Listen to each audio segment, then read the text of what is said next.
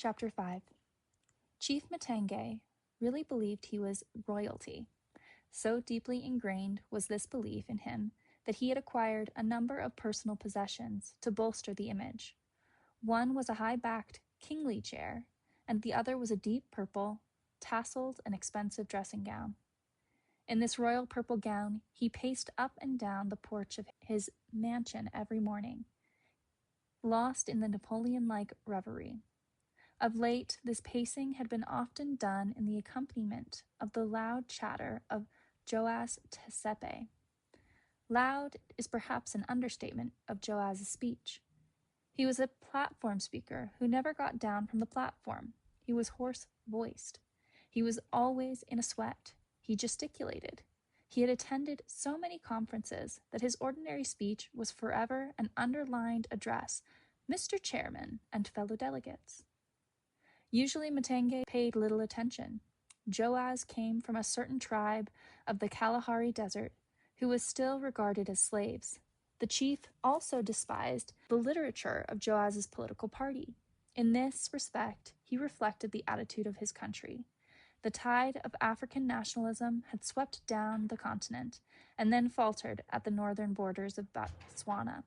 During the pre-election campaign, the politicians had to chase after the people who kept on moving back and forth to their cattle posts and lands, seemingly unaware that destiny was about to catch up with them.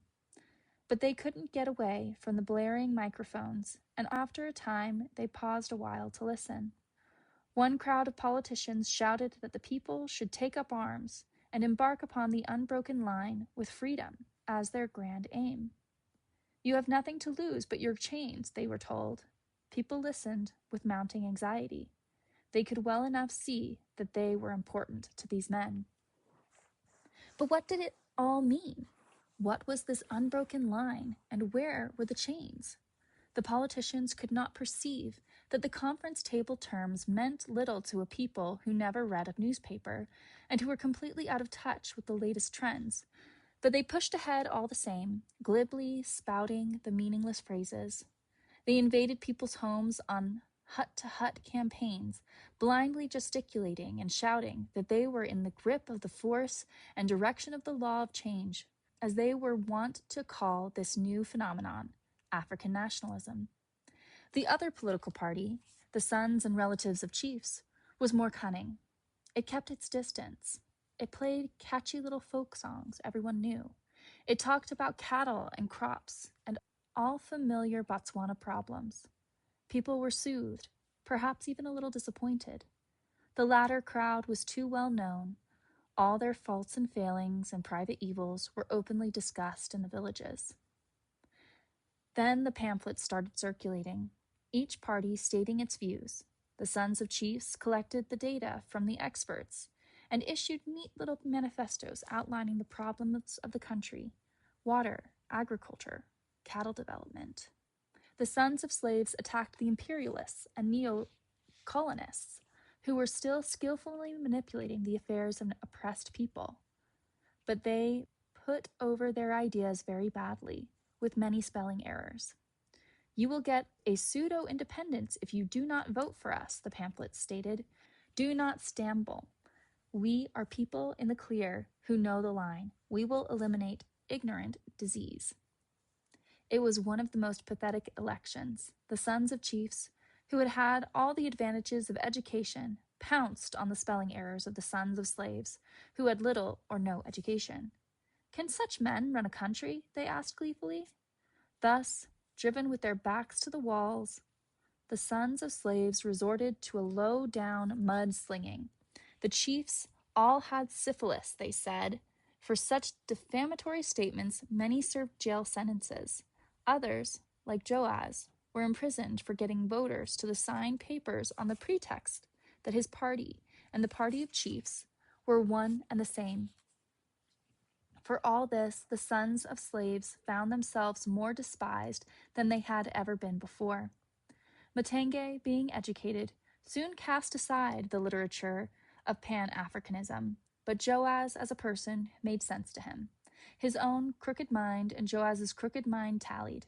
Besides, Joaz had a remarkable amount of inside information on Matenge's arch enemy, Gilbert. "I'll tell you what the imperialists are up to now, Chief," he said one day. "First, they sent the missionaries. Now they send volunteers like Gilbert." "What is a volunteer?" "Volunteer, my eye. I have top-secret information about these training camps in England. Gilbert has been sent here to pave the way for the second scramble for Africa." This particular morning, Joaz was hopping mad. He stood in one corner of the porch, gesticulating, fuming, his eyes almost darting out of his head in self-righteous indignation. On the previous day, he'd approached a register of cooperatives in an attempt to get his cattle cooperatively registered. "And do you know what Smedley said to me, Chief? He said, 'I'm afraid I can't register your cooperative, Mr. Giuseppe.' I said, 'And why not?' And he said, 'I'm not going to allow cooperatives to be used for political propaganda.' So I said, 'But everyone's a politician these days, Mr. Smedley. Why discriminate against me? A certain other person I know got this cooperative registered in one day. Aren't you practicing racialism, Mr. Smedley? This matter won't rest between you and me. I am going to report." Matenge held up his hand with a sudden imperious gesture. In his pacing, he had noticed the approach of Micaiah, accompanied by the old man, Din Orego. Matenge stared intently at Micaiah and made several errors in his summing up. The flinching, averted face and slightly hunched forward shoulders he interpreted as the sign of a weak and cowardly character, and very marked air of calmness in the long strides he associated with the type of man who would never put up a battle. Matenge slowly descended the steps. The descent was regal, kingly, spectacular. Micaiah jerked up his head in surprise. The shame of it all appealed to his sense of humor, but one look at the face of Matenge instantly aroused his sympathy. It was the face of a tortured man, slowly being devoured by the intensity of his inner life, and the tormented hell of that inner life had scarred deep ridges across his brow and down his cheeks, and the icy peaks of loneliness on which the man lived had only experienced the storms and winters of life, never the warm, dissolving sun of love. Being himself a lonely man, Micaiah instinctively sensed this, but they differed. Micaiah's was a self-protective loneliness, and he had a son inside him all the time. Din Orego politely bowed his head and greeted Matenge. His greeting was dismissed with a slight gesture of the head, which contained in it an inheritance of centuries' contempt for the ordinary man. Matenge never once took his eyes off Micaiah, as though by this concentrated stare he intended to pulverize Micaiah into non-existence. "Who are you?" he asked. "Micaiah Maseko." Matenge bent his head slightly, and a mocking smile played around his mouth. "I hear you have begun to work with Gilbert at the farm," he said. "It worries me," he said. "Gilbert just makes arrangements with people, but the authorities do not approve of his actions, nor the people he chooses to associate with. Having a refugee at the farm is going to give it a bad name, including the whole area in which it is placed." "What's wrong with a refugee?" Micaiah asked. "Oh, we hear things about them," he said. "They get up at night and batter people to death." He glanced briefly at Din Orego, then continued, "I'll tell you something about Gilbert. He knows nothing about Botswana agriculture. He ought to be in England, where he received his training in agriculture. The only man who knows how to do things here is a Botswana man. Most of the trouble here is caused by people from outside, and we don't want you. We want you to get out. When are you going?" Micaiah looked at the man in amazement and disbelief, almost overwhelmed by the viciousness in his voice. "But I'm not going away," Micaiah said, as calmly as he could, though a sudden rush of anger made his voice quaver. "If you don't go away, I'll make things difficult for you here," he said. "What else can I say, except go ahead?" Micaiah said. Matenge smiled. "You know what a South African swine is?" he said. "He is a man like you. He always needs to run after his master, the white man." Matenge turned and ascended the steps, unaware that a murderously angry man stood staring up at him. There was a wild element in Micaiah. He had seen and faced death too often to be afraid of it, and taking another man's life meant little to him. Several times, Dinarego said, "Let go, my son." But Micaiah just looked at the old man with a pained, dazed expression, and his eyes glistened with tears. Dinarego misinterpreted this, and tears also rushed into his eyes. Joaz Giuseppe ran lightly down the steps. "I'd like a word with you, Maseko," he said. Micaiah laughed harshly, sarcastically. "I don't know who you are," he said, "but Maseko is my father's name, and I haven't given you permission to use it." He turned abruptly and walked away. Dinarego shuffled anxiously beside him. He kept glancing at Micaiah's face, but could not understand his mood. It was light and withdrawn. "I am struck with pity for what has happened, my son," he said, "but you must keep calm. Some people say the chief has high blood pressure and will surely die of his ailment one day." Micaiah looked up at the old man with a queer expression. "The chief is not going to die of high blood pressure," he said. "I am going to kill him." And he said this with all the calm assurance of a fortune-teller making a prediction. Dinarego went ashen with shock. "No," he said sharply. "You must never, never do that, my son." "He is concentrating on killing someone," Micaiah said. "And he is doing this, not with guns or blows, but through the cruelty and cunning of his mind." Dinarego absorbed this rapidly. It had a strange ring of truth. The series of crises and upheavals in Holamamidi fully justified Micaiah's theory. "Can't you concentrate too, son?" the old man said quietly. "Can't you concentrate and be as clever as the next man?" This quaint reply and the anxiety of the old man completely dashed away Micaiah's anger.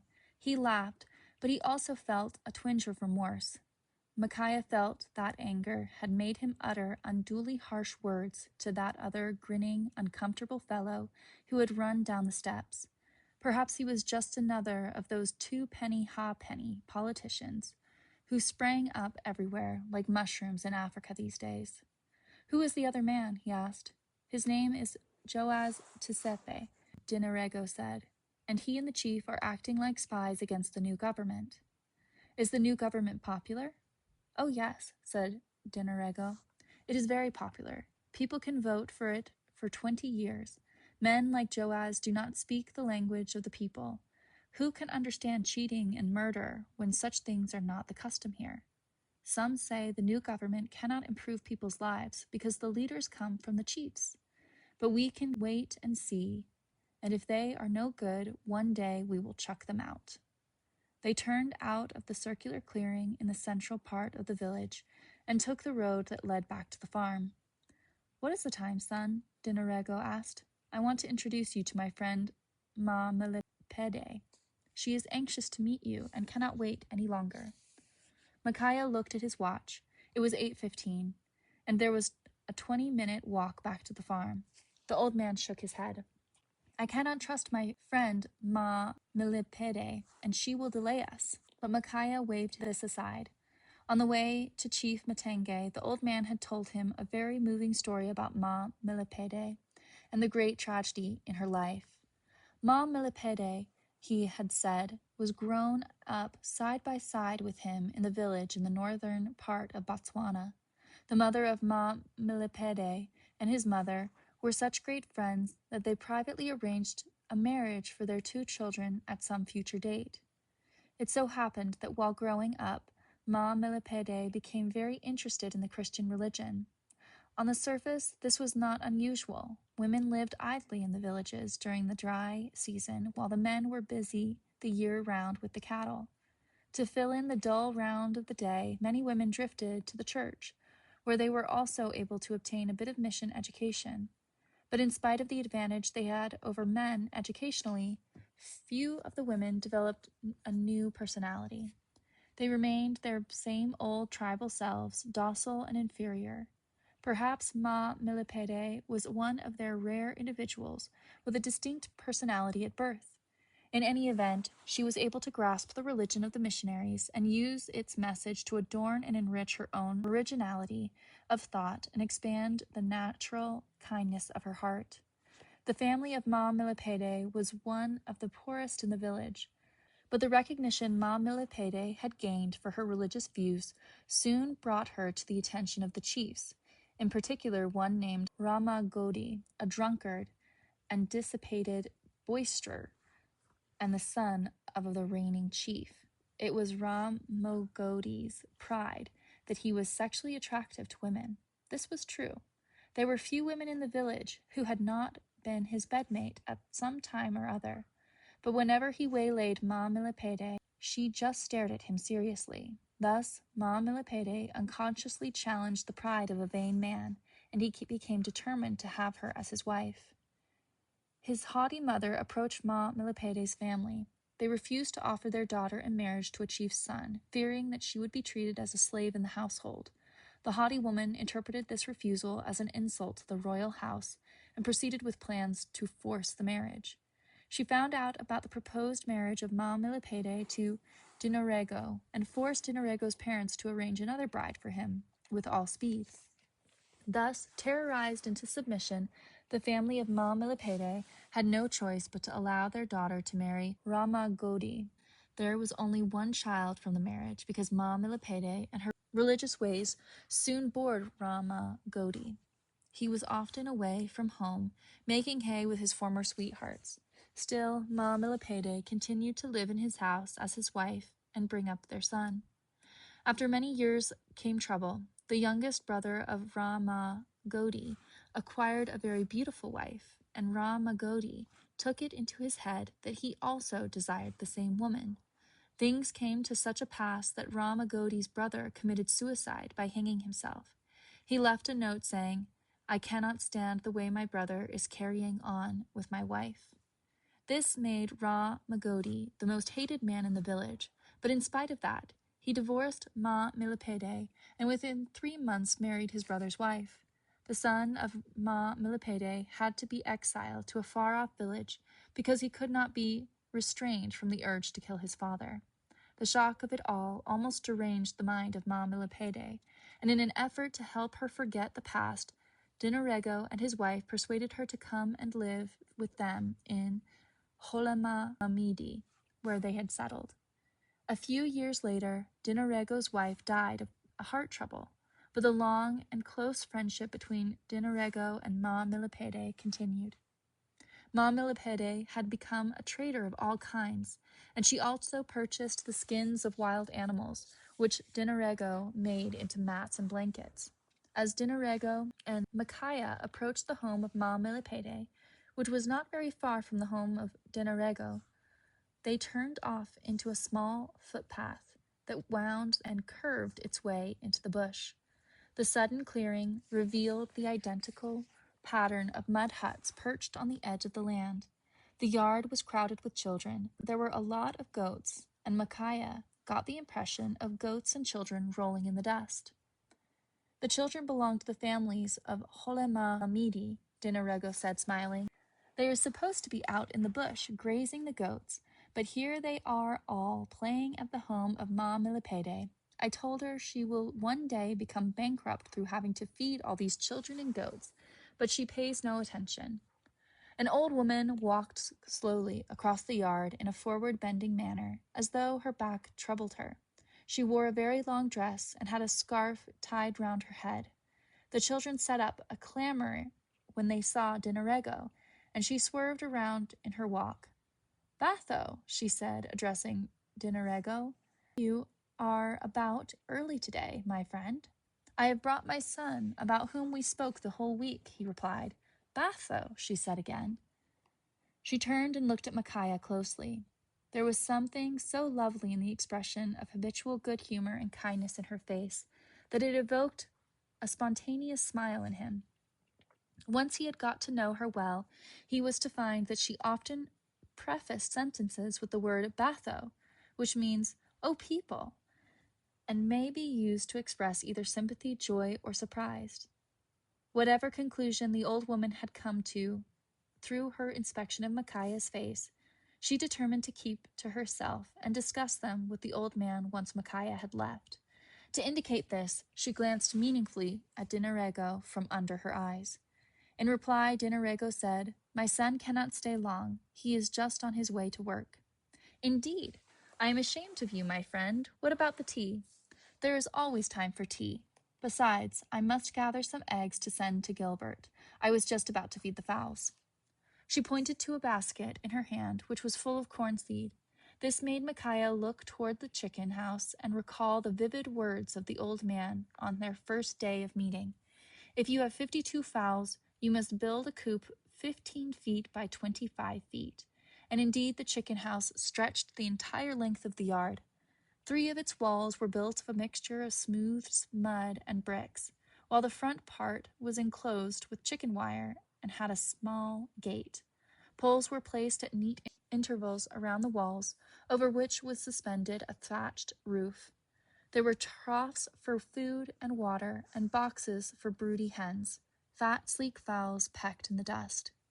A child emerged from one of the huts with a tea tray, and once they had seated themselves, Ma Milipede wanted to know all sorts of little things about Micaiah. "Do you eat well, my son?" she asked. "Do you often get ill? If you get ill, please inform me so that I may accompany you to the hospital, as you are now far away from your home and relatives." About all these small things she chattered in her kindly, motherly way, and they seemed like mountains of affection to the lonely Micaiah.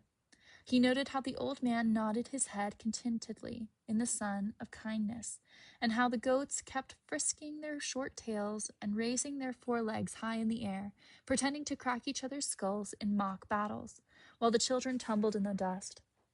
He was a little repelled at first by the generosity of a strange old woman. It was too extreme. It meant that if you loved people, you had to follow a complete invasion by them of your life, and he wasn't built to face invasions of any kind. And yet this isolation he so treasured had often been painful, because he too felt this eternal human need to share the best and the worst of life with another. Thus he looked at the old woman questioningly. He wanted a few simple answers on how to live well and sanely. He wanted to undo the complexity of hatred and humiliation that had dominated his life so long. Perhaps, he thought, her life might provide him with a few clues. Micaiah would have been amused at the chatter of the old people once he had left. "I say, my friend," Ma Milipede burst out excitedly, "the young man is too handsome. Can you imagine all the trouble if he is not of good character? I am even afraid to think of it." She was thinking of all the men who were away at the cattle posts and the mines, and how Holema Mamidi was a village of women for the greater part of the year. "I was thinking that the young man would make a good husband for my daughter," Dinorego said. "What do you think, my friend?" Ma Milipede looked at her friend for some time. She had a lot of reservations about Maria. Even her shrewd eye had not succeeded in penetrating the barrier of aloofness and hostility that were a natural part of the young girl's personality. But she had long suspected that there was more than met the eye in the friendship between Maria and Gilbert. It had been of such a long duration that almost everyone had come to take it for granted, in particular her good friend. The only thing that prevented Ma Milipede from voicing her suspicions to her friend was the fact that, to her, Gilbert was a foreign man, and foreign men were a fearful, unpredictable quantity in an otherwise predictable world. "I shall have to talk with the child, my friend," she said at last. "I shall try to find out for you what is on her mind." Back at the mansion, Matenge was reviewing the short interview he had had with Micaiah. He was reviewing it intensely, in a one-track way. "So the refugee says he's not leaving," and he said this over and over, staring sightlessly at the grinning Joaz Giuseppe. Giuseppe, too, was still smarting under the rough snub given him by Micaiah. Joaz was not the kind of man who could stop and examine himself.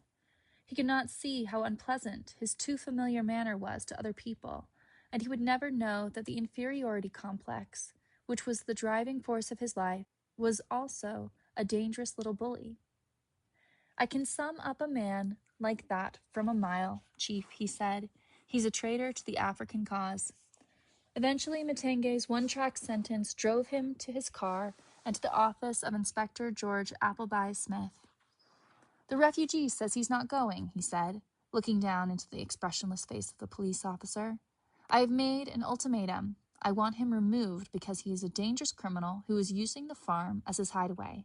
No one is safe in my village. I don't see how the authorities can allow him to remain there." "I quite get your point, Chief Matange," the officer said. "The only thing is that the matter is no longer in my hands. It is now the responsibility of the Chief Immigration Officer, Mayor Ross. He has promised he will make a decision concerning Mr. Maseko in 1 week's time." After Matange had walked out, George Appleby Smith remained staring at the wall ahead of him for a long time. He had not so very long ago been on the phone with Mayor Ross, had stuck his neck out, as he said he would, and been assured that Micaiah would be granted a resident permit in 1 week. His assistant in command of the station entered and had to click his heels several times before he gained the attention of his supervisor. George Appleby Smith looked at him with laughter-filled eyes. "Sergeant Molefe," he said, "tell me why I hate people." The sergeant remained stiffly at attention. He was used to the oddities of George Appleby Smith. "I think you only hate people when you have a headache, sir," he said. Once the week was up, Matange took it upon himself to drive the 300 miles down to the immigration headquarters, perhaps hoping to influence the decision concerning Micaiah's removal. He knew everything was on his side. Political refugees were never allowed permanent status in Botswana, and it did not take too many complaints to engineer their removal. But the major hummed and hawed a bit and made a show of looking through a file, then dropped a bombshell. "Micaiah Maseko," he said. "Ah, let me see. Here it is. We found out that he qualified for residence and granted him a residential permit yesterday. It is already on its way to him." The inner howling devil once more retreated. Matange walked out crumpled, and each time he faced a defeat, his eyes would get a peculiar hollow look in them, and he would quicken his pace in walking. Particularly someone in a superior position to him could make him crumble this way. On this occasion, the shock was accompanied by fear. He felt his position threatened, and he felt that the threat of his position was his association with Joaz Tisepe. He felt that the granting of the residential permit to a refugee was to spite him for his association with Joaz. He determined to rid himself of the company of Joaz Tisepe. Fortunately for Joaz Tisepe, his political party just at this time sent him away for 6 months on an important mission. In the meanwhile, shortly after his failure to banish Micaiah, Matange was struck down with a severe attack of high blood pressure. He was in the hospital for 1 month, and during this 1 month a number of rapid changes took place in Holama Midi and at the farm.